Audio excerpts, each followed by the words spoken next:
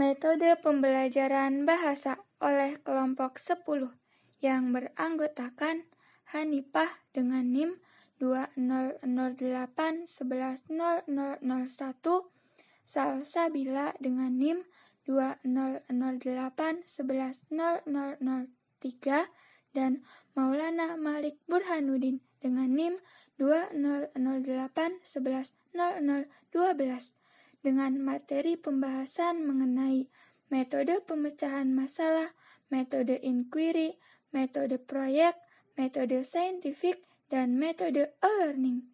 Simak video penjelasannya ya. Assalamualaikum warahmatullahi wabarakatuh. Perkenalkan, nama saya Salsabila dengan NIM 2008110003 akan membahas mengenai pengertian metode pembelajaran. Sebelum membahas mengenai berbagai macam metode pembelajaran, tentunya kita harus mengetahui apa itu metode pembelajaran.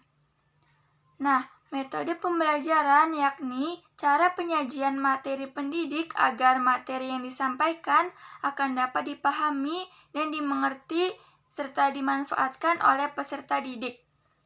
Arti lain dari metode pembelajaran yakni ilmu tentang cara mentransfer materi kepada peserta didik agar tujuan yang ditetapkan itu tercapai. Fungsi dari metode pembelajaran yakni untuk menciptakan suasana yang menyenangkan, kondusif, dan juga penuh dengan semangat sehingga materi yang nantinya disampaikan dapat ditangkap dengan baik. Oleh karena itu, untuk mencapai pembelajaran yang materinya dapat dipahami dan diterima dengan baik, maka membutuhkan suatu metode-metode. Nah, metode-metode ini khusus agar pembelajaran efisien dan efektif. Metode pembelajaran bahasa ialah rencana pembelajaran bahasa yang mencakup pemilihan, penentuan, dan penyusunan secara sistematis mengenai bahan yang akan diajarkan, serta kemungkinan pengadaan remedi dan bagaimana pengembangannya. Selanjutnya, kita mulai masuk kepada metode pembelajaran yang pertama, yaitu ada metode pemecahan masalah. Metode pemecahan masalah biasa dikenal dengan metode brainstorming, yakni sebuah metode yang merangsang untuk berpikir dan menggunakan wawasan tanpa melihat kualitas pendapat yang disampaikan oleh peserta didik. Metode ini dapat dilaksanakan apabila peserta didik telah berada pada tingkat prestasi yang lebih tinggi. Tetapi metode ini perlu diwaspadai lantaran peserta didik belum dapat menemui solusi dari proses pembelajarannya. Maka pendidik harus dapat menggambarkan bahwa yang diminta adalah sebuah pemikiran dengan alasan-alasan yang rasional. Metode pembelajaran berbasis masalah sangat baik bagi pembinaan sikap ilmiah pada siswa. Nah, apa saja sih langkah-langkahnya? Untuk langkah-langkah metode pemecahan masalah, yaitu yang pertama ada klasifikasi masalah, brainstorming, pengumpulan informasi dan data, berbagi informasi dan berdiskusi untuk menemukan penyelesaian masalah, serta yang terakhir ada presentasi hasil penyelesaian masalah dan akan ditutup dengan refleksi dari pendidik kepada peserta didik. Dan selanjutnya yaitu mengenai kelebihan dan kekurangan dari metode pemecahan masalah. Untuk kelebihan metode pemecahan masalah diantaranya yaitu untuk melatih siswa menemukan suatu masalah yang terjadi, berpikir dan bertindak kreatif, memecahkan masalah yang dihadapi secara realistis, mengidentifikasi dan melakukan penyelidikan, serta menafsirkan dan mengevaluasi hasil pengamatan. Merangsang perkembangan kemajuan berpikir siswa untuk menyelesaikan masalah yang dihadapi dengan tepat dan dapat membuat pendidikan sekolah lebih relevan dengan kehidupan, khususnya dunia kerja nanti. Proses belajar mengajar melalui pemecahan masalah dapat membiasakan para siswa menghadapi dan memecahkan masalah secara terampil apabila menghadapi permasalahan di dalam kehidupan, baik itu kehidupan keluarga, bermasyarakat, dan bekerja kelak. Suatu kemampuan yang sangat bermakna bagi kehidupan manusia. Selanjutnya, metode ini merangsang pengembangan kemampuan berpikir siswa secara kreatif dan menyeluruh. Karena dalam proses belajarnya, siswa banyak melakukan mental dengan menyoroti permasalahan berbagai segi dalam rangka pemecahannya. Nah, untuk kekurangan metode pemecahan masalah yang biasa ditemukan diantaranya, yaitu memerlukan keterampilan guru dalam menentukan suatu masalah yang tingkat kesulitannya sesuai dengan tingkat berpikir siswa, tingkat sekolah dan kelasnya, serta pengetahuan dan pengalaman siswa, dan juga memerlukan waktu yang panjang. Proses belajar mengajar dengan menggunakan metode ini juga sering memerlukan cukup waktu yang banyak dan sering terpaksa mengambil waktu pelajaran lain. Kekurangan selanjutnya yaitu mengubah kebiasaan siswa belajar dengan mendengarkan dan menerima informasi dari guru menjadi belajar dengan banyak berpikir, memecahkan permasalahan sendiri atau kelompok, yang kadang-kadang tentunya memerlukan berbagai sumber belajar. Nah, itu merupakan kesulitan tersendiri bagi siswa. Sekian yang dapat saya sampaikan. Untuk selanjutnya akan disampaikan oleh pemateri berikutnya. Assalamualaikum warahmatullahi wabarakatuh.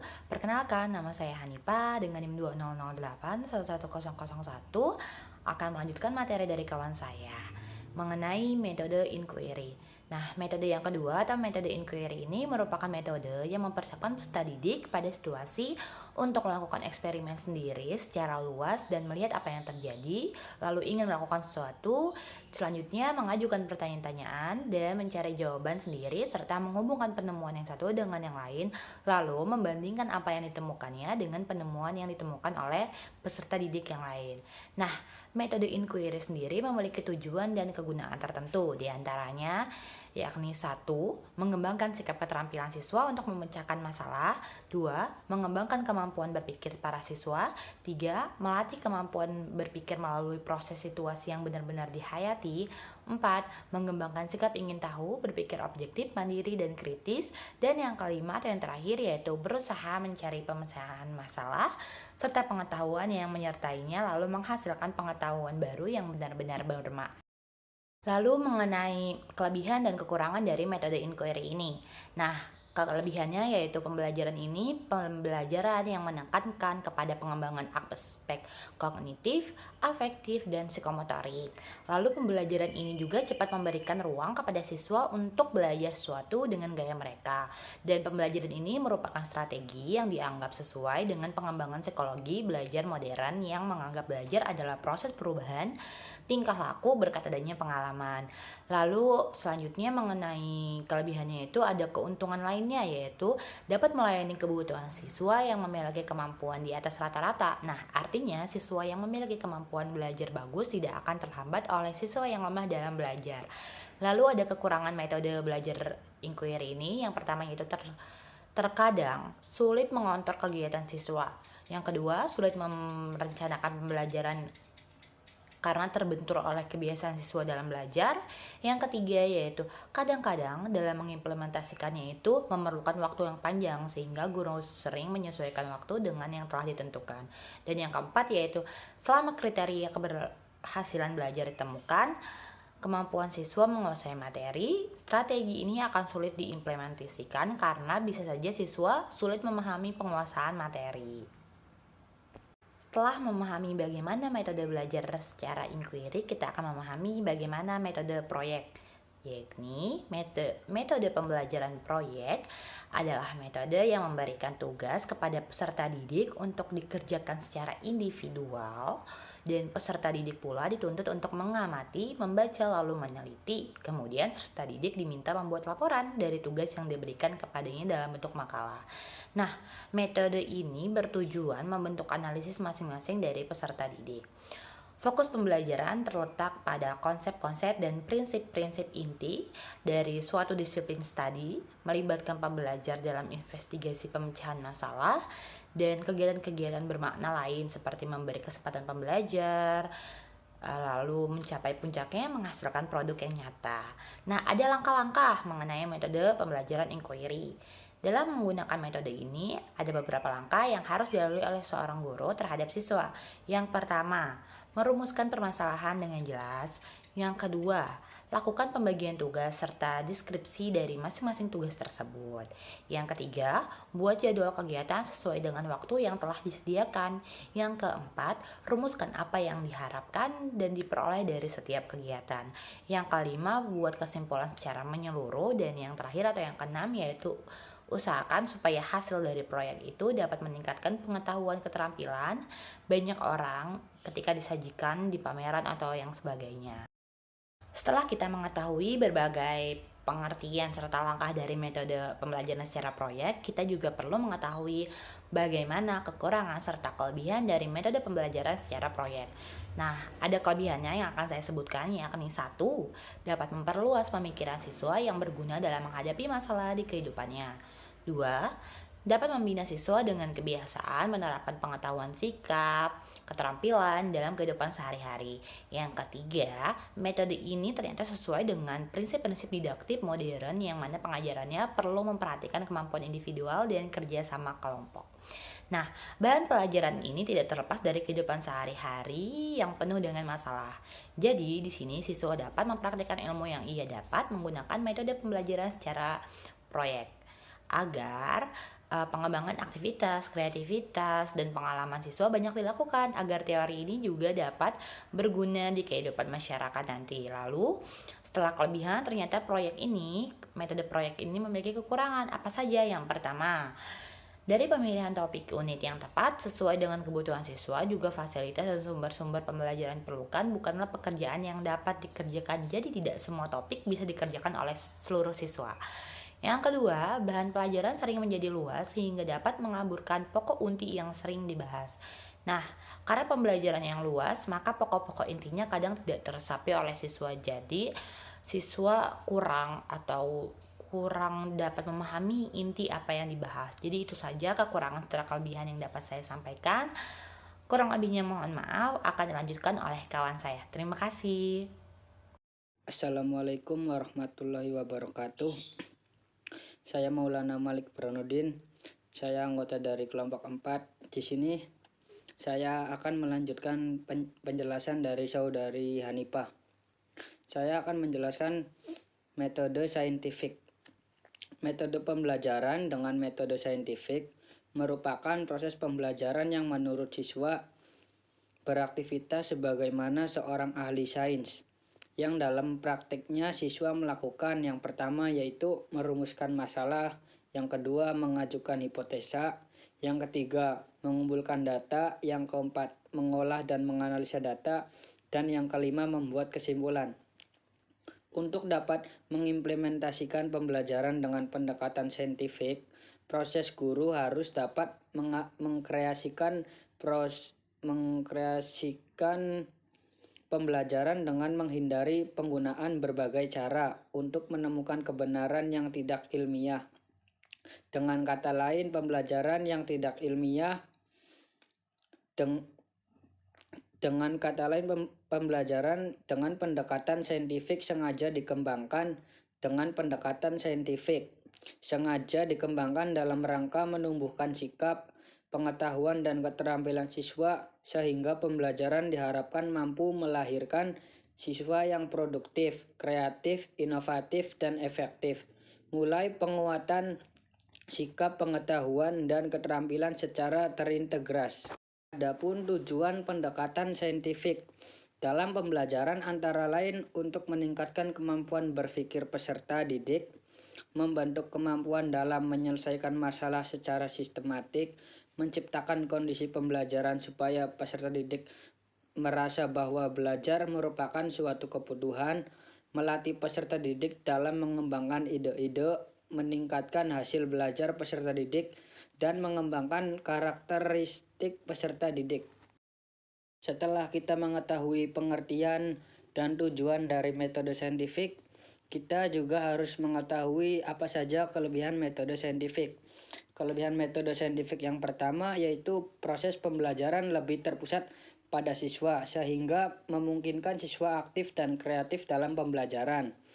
Kelebihan yang kedua, langkah-langkah pembelajarannya sistematis sehingga memudahkan guru untuk memanajemen pelaksanaan pembelajaran. Yang ketiga, memberi peluang guru untuk lebih kreatif dan mengajak siswa untuk aktif dengan sebagai sumber belajar. Yang keempat, proses pembelajarannya melibatkan proses-proses kognitif yang potensial dalam merangsang perkembangan intelek, khususnya keterampilan berpikir tingkat tinggi siswa. Yang kelima, dapat mengembangkan karakteristik siswa dan penilaian mencakup semua aspek. Selain memiliki kelebihan, metode saintifik juga memiliki kelemahan yang pertama yaitu dibutuhkan kreativitas tinggi dari guru untuk menciptakan lingkungan belajar dengan menggunakan pendekatan saintifik, sehingga apabila guru tidak mau kreatif, maka pembelajaran tidak dapat dilaksanakan sesuai dengan tujuan pembelajaran. Guru jarang menjelaskan materi pembelajaran karena guru banyak yang beranggapan bahwa dengan kurikulum yang terbaru ini, guru tidak perlu menjelaskan materinya. Selain saya menjelaskan metode saintifik, saya juga menjelaskan metode e-learning. Pengertian e-learning adalah sebuah proses pembelajaran yang berbasis elektronik. Salah satu media yang digunakan adalah jaringan komputer. Dengan dikembangkannya di jaringan komputer memungkinkan untuk dikembangkan dalam bentuk berbasis web, sehingga kemudian dikembangkan ke jaringan komputer yang lebih luas, yaitu internet. Sistem e-learning ini tidak memiliki batasan akses. Inilah yang memungkinkan pembelajaran bisa dilakukan lebih banyak waktu. Manfaat metode e-learning. Manfaat yang pertama yaitu fleksibel dalam memilih waktu dan tempat untuk mengakses pelajaran. Manfaat yang kedua, belajar mandiri. E-learning memberi kesempatan bagi pembelajar secara mandiri memegang kendali atas keberhasilan belajar. Yang ketiga, efisiensi biaya. E-learning memberi efisiensi biaya bagi administrasi penyelenggara, efisiensi penyediaan secara dan fasilitas fisik untuk belajar, dan efisiensi bagi biaya bagi pembelajar adalah biaya transportasi dan akomodasi. Yang keempat, meningkatkan kemampuan belajar mandiri mahasiswa. Manfaat yang kelima, meningkatkan kemampuan informasi dengan perangkat teknologi informasi. Manfaat yang terakhir, di mana dengan perangkat biasa sulit dilakukan. Metode e-learning juga memiliki kelebihan. Kelebihan yang pertama yaitu tersedianya fasilitas e-moderating, di mana pengajar dan siswa dapat berkomunikasi secara mudah melalui fasilitas internet secara reguler atau kapan saja. Kegiatan berkomunikasi itu dilakukan tanpa dibatasi oleh jarak, tempat, dan waktu, seperti melalui media Zoom, WhatsApp, Google Meet, Google Classroom, dan sebagainya. Kelebihan yang kedua, pengajar dan siswa dapat menggunakan bahan ajar yang terstruktur dan terjadwal melalui internet. Kelebihan yang ketiga, siswa dapat belajar mereview bahan ajar setiap saat dan di mana saja apabila diperlukan, mengingat bahkan agar tersimpan di komputer atau ponsel. Kelebihan yang keempat, bila siswa memerlukan tambahan informasi yang berkaitan dengan bahan yang dipelajarinya, ia dapat melakukan akses di internet. Baik pengajar maupun siswa dapat melakukan diskusi melalui internet yang diikuti dengan sejumlah peserta yang banyak. Kelebihan yang kelima, relatif lebih efisien, misalnya bagi mereka yang tinggal jauh dari perguruan tinggi atau sekolah konvensional dapat mengaksesnya. Yang terakhir, membuat siswa lebih kreatif seperti bisa membuat video pembelajaran. Selain memiliki kelebihan, metode e-learning juga memiliki kekurangan. Kekurangan yang pertama, e-learning juga tidak terlepas dari berbagai kekurangan. Yang kedua, kurangnya interaksi antara pengajar dan siswa atau bahkan siswa itu sendiri biasa memperlambat terbentuknya values dalam proses belajar mengajar. Kekurangan yang ketiga, kecenderungan mengabaikan aspek sosial. Kekurangan yang keempat, berubahnya peran guru dari yang semula menguasai teknik pembelajaran dengan menggunakan ICT atau Information Communication Technology. Kekurangan yang kelima, siswa yang tidak mempunyai motivasi belajar yang tinggi kecenderungan gagal. Kekurangan yang terakhir, tidak semua tempat tersedia fasilitas internet berkaitan dengan masalah tersedianya sinyal, listrik, telepon, dan komputer. Selanjutnya, ada pula metode-metode umum yang sering dilaksanakan dalam pembelajaran. Bahkan Indonesia menurut KKG, Kelompok Kerja Guru. Metode yang pertama, metode audiolingual. Yang kedua, metode komunikatif. Yang ketiga, metode produktif. Yang keempat, metode langsung. Yang kelima, metode partisipatori. Yang keenam, metode membaca. Yang ketujuh, metode tematik. Yang ke-8, metode diskusi. Yang ke-9, metode kelompok kecil. Dan yang terakhir, metode kuantum. Sekian penjelasan dari saya, kurang lebihnya saya mohon maaf. Wabillahi taufiq walhidayah. Wassalamualaikum warahmatullahi wabarakatuh.